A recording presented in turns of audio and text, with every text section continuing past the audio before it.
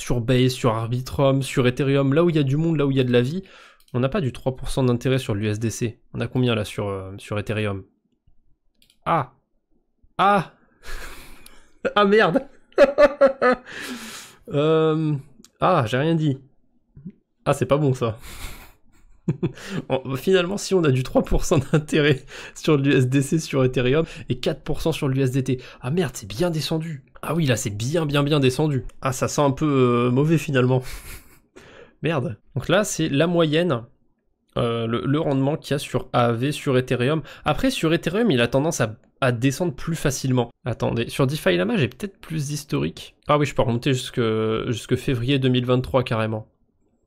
Donc on avait plus un rendement autour de 2% en début 2023.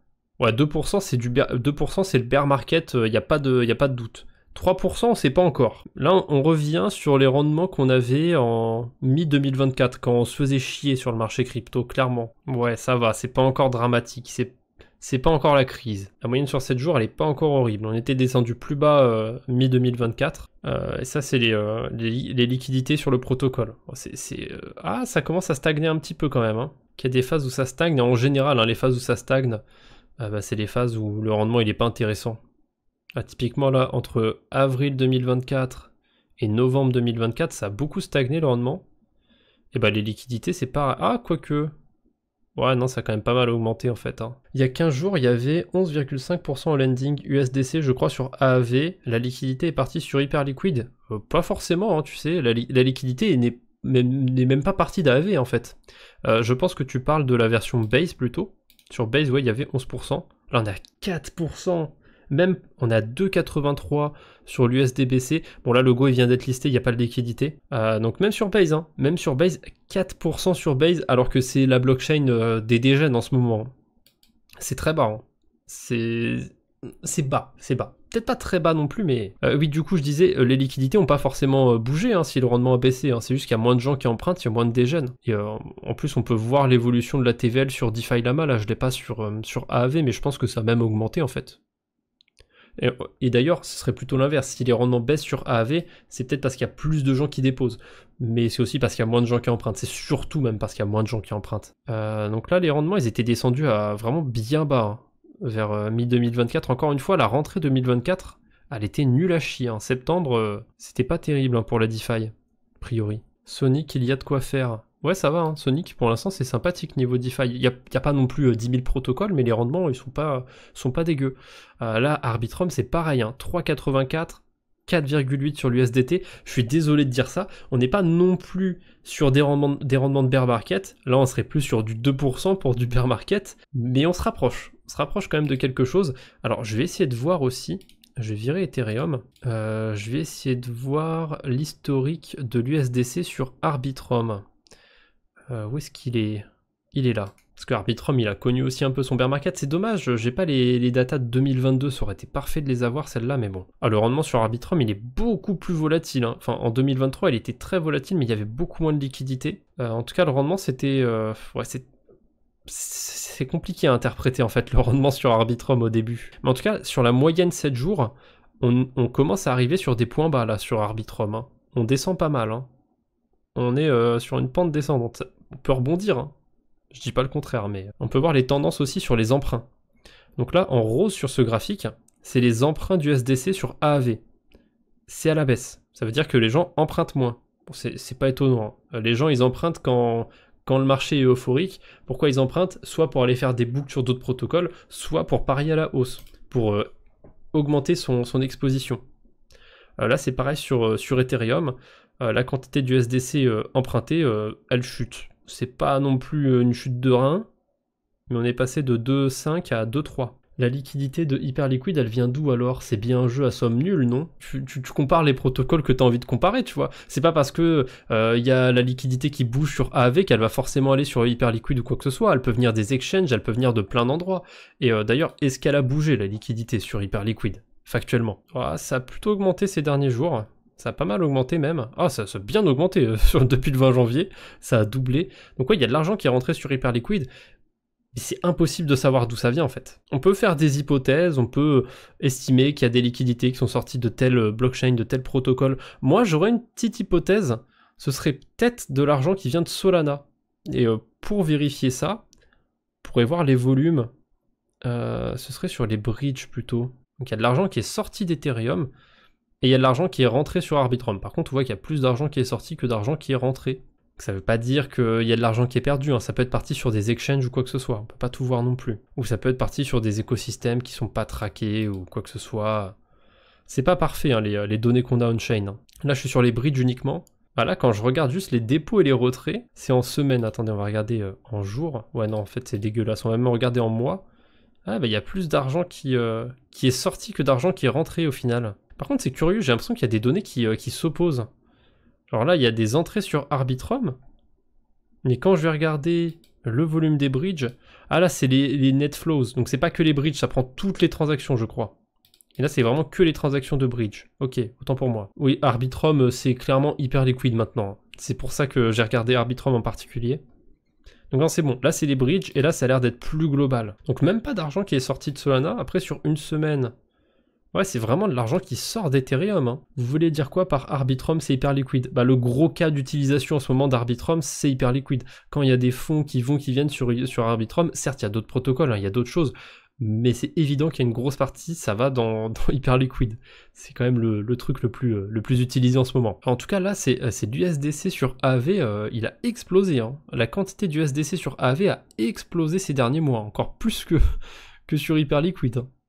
On est passé de 100 millions à 1 milliard en l'espace de 2 mois. Juste pour placer le contexte. Donc déjà forcément le rendement il peut pas être zinzin avec autant de liquidité. Donc il y a de grosses entrées sur AAV, mais surtout, ça veut dire quoi quand il y a des grosses entrées de stablecoin sur un protocole comme AAV? Je pense qu'il y a des gens qui se mettent en mode bear market. Hein. Voilà, ils posent sur AAV, ils attendent. L'USDT, c'est pareil. L'USDC sur Arbitrum, pareil. Je vais aller voir vite fait, et je vais terminer là-dessus. L'USDC sur Base, sur AAV. Alors, le graphique, il est aussi très volatile, on va dire. Donc, je pense que le plus intéressant, c'est lui, voilà, la moyenne sur 7 jours. On repart sur des points bas, encore une fois. Pas foufou. Pas foufou, AV sur Base au niveau du rendement, mais pareil, les liquidités ont bien augmenté, donc ça a forcément tassé le rendement, pas tant que ça, parce que on avait eu 4% en août par exemple, et il y avait 10 fois moins de liquidités, même 12 fois moins. C'est pas le seul facteur à prendre en compte. Les emprunts ont diminué aussi. C'est pas fou non plus, mais les emprunts ont bien diminué. Du coup, la quantité du SDC disponible augmente, parce qu'il y a plus d'USDC déposé, il y a moins d'USDC emprunté. Bref, finalement je vous apporte pas trop d'optimisme. J'avoue que j'ai mes billets, mais là ça m'aide pas à me dépaître de mes billets. La market cap USDC vient de prendre plus 20% en un mois, donc oui, ça sent le bear market. Ça me rappelle un truc, ça, c'est que en 2021, on avait fait, enfin 2022 plutôt, on a fait un peu le même truc. Alors ça se voit bien sur la market cap de l'USDT, évidemment, comme il est plus gros encore. On va zoomer sur le cycle de 2022. C'est que en novembre, on a clairement eu le point haut. Alors je vais zoomer encore plus sur ce cycle-là. Donc, on est où? Vers le mois de novembre, on avait eu le point haut sur le marché. Étonnamment, c'était quand même un peu corrélé sur l'USDT. Vous voyez, on est redescendu sur l'offre d'USDT en circulation. Mais ensuite, c'est remonté, et ça a fait que monter comme ça petit à petit sur début 2022. Bon, et ensuite on se souvient, pour ceux qui étaient là, on s'en souvient bien de ce qui a fait baisser la supply de l'USDT, ce qui a littéralement atomisé le marché crypto. Hein. On a eu Terra Luna, Celsius, FreeIC, FTX et compagnie. Bref, la quantité de stablecoins continuait d'augmenter malgré tout. Alors c'était pas parabolique, hein, comme ici.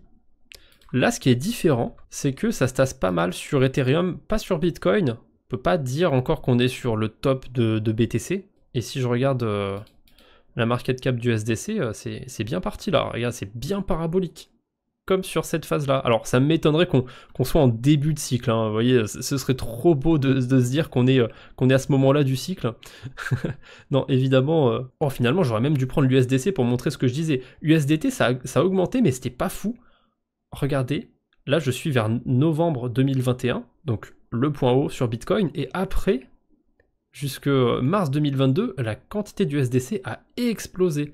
Ça s'est assez étonnamment à ce moment-là, mars 2022. En mai ensuite, hein, on sait ce qui s'est passé, même si l'USDC a été plus résilient que l'USDT, parce qu'il y a toujours eu ce FUD autour de l'USDT et tout, il était même descendu à 95 centimes pendant le crash de l'UST. Mais qu'est-ce qui s'était passé en mars pour que ça se calme un petit peu du côté de l'USDC? Je sais pas trop, ça a pas l'air d'être niveau volatilité sur les cryptos.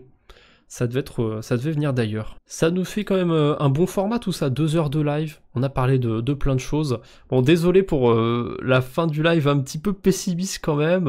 J'y peux rien. C'est le marché, c'est les chiffres que j'avais sous les yeux, mais c'est pas les chiffres qui plaisent le plus. L'augmentation des stablecoins déposés sur des protocoles comme Aave.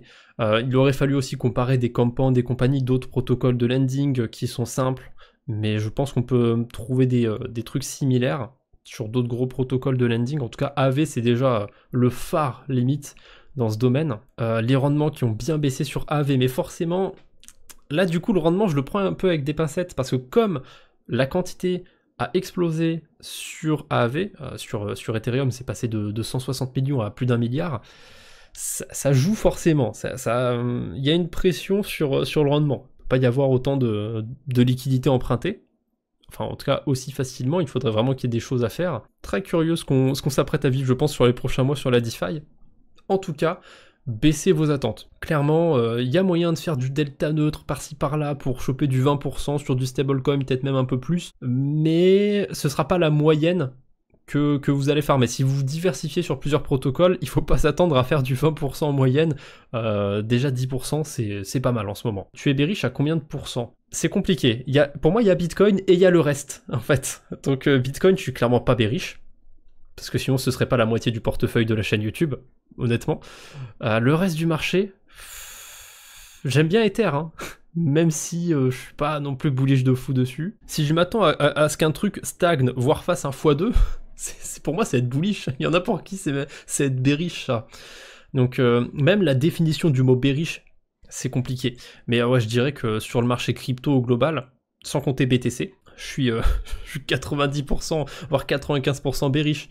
Mais ça veut pas dire que je suis bearish sur Ethereum, particulièrement à 95%. Je sais pas si je me comprends bien, mais toutes les narratives à la con qu'on a vu passer ces derniers temps, je continue de garder un œil, on sait jamais. Peut-être qu'il va y avoir un truc qui va attiser ma curiosité. Après, j'aime bien surveiller les choses pour surveiller, voilà, comme un passionné. Des fois, je vois des choses, je vais pas m'y exposer, on n'est pas obligé de s'exposer à tout, hein. Bref, cette fois-ci, c'est la bonne. Je vous laisse, on se retrouve la prochaine fois. Passez une bonne nuit, une bonne soirée, et portez-vous bien. Salut tout le monde.